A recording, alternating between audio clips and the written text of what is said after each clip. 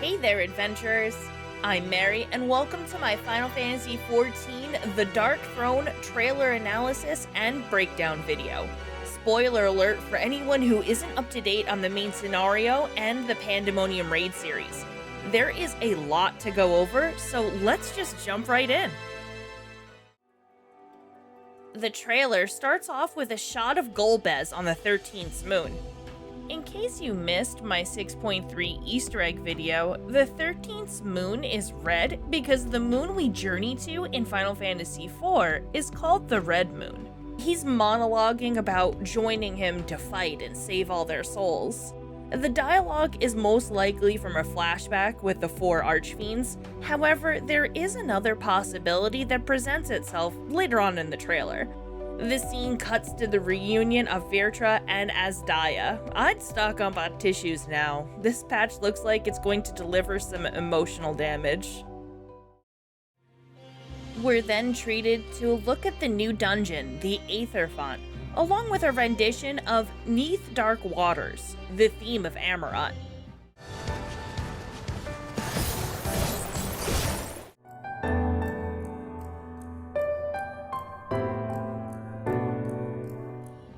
This dungeon takes place on the Isle of Ham, which is in this chain of islands to the north of Sharlayan. If it reminds you of Eureka, that's because it's the same region where the Isle of Val used to be.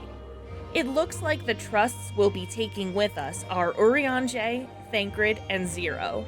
These bipedal sharks are the same as the dual shark sub-boss in Academia Aneder. This next derpy-faced sub-boss seems to be new to Final Fantasy XIV, but let me know in the comment section if I'm just not recognizing him.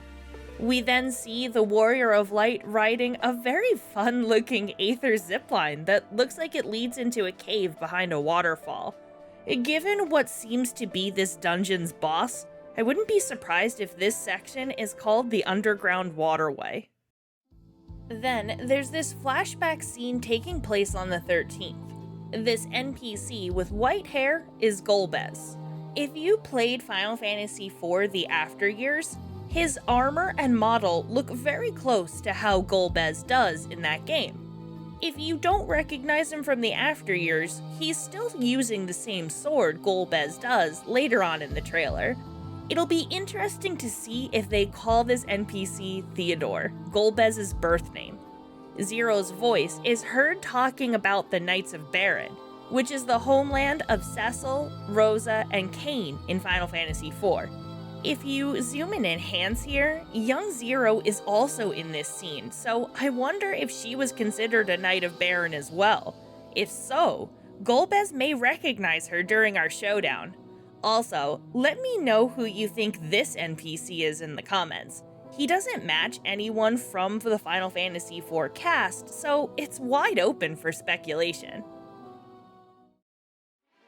Back to the Aether Font to show off the other sub-boss, a really cool-looking crystal-encrusted polar bear.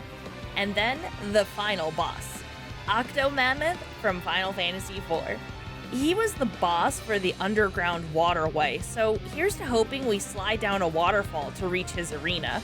We then see footage from the new Criterion dungeon, Mount Rokon, interspersed with footage from the main scenario, Frontlines, and Island Sanctuary. I think this scene here with Zero and the Loprits is intentionally misleading. Like, it looks like she's turning evil, but I think she's just intimidating the Loprits into helping us with whatever we need to do on the moon, which seems to be using Zodiark's former prison to make a void gate. Shoutouts to those who got that one right.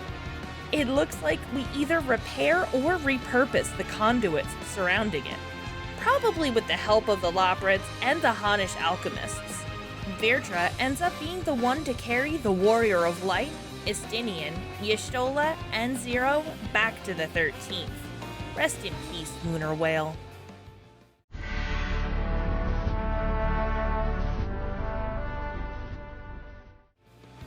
The music playing at this point is a version of the Final Fantasy IV Overworld theme. It's hard to hear through the voiceover, but take a listen.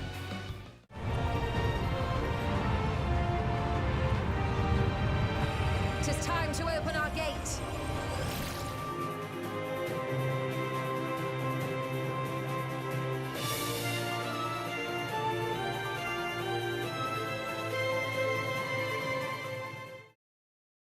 a blink and you'll miss it teaser of Blue Mage is shown, and the Blue Mage is using an ability from the Nixie sub-boss in Matoya's Relict.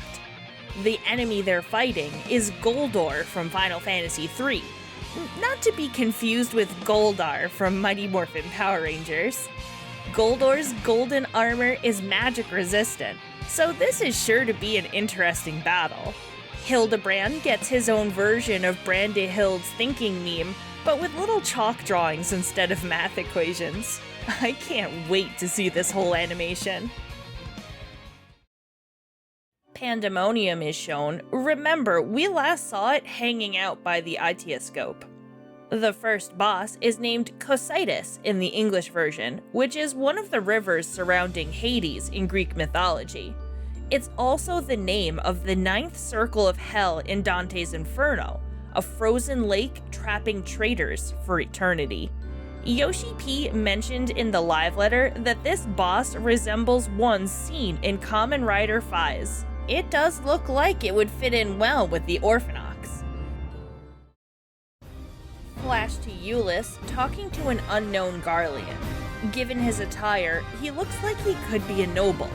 This may be our missing Titus, Solus's youngest son and Nerva's father.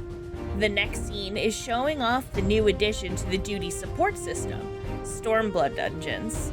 It looks like Lys and Raubon join us in the fight for Ala Mhigo against Xenos, which is very cool.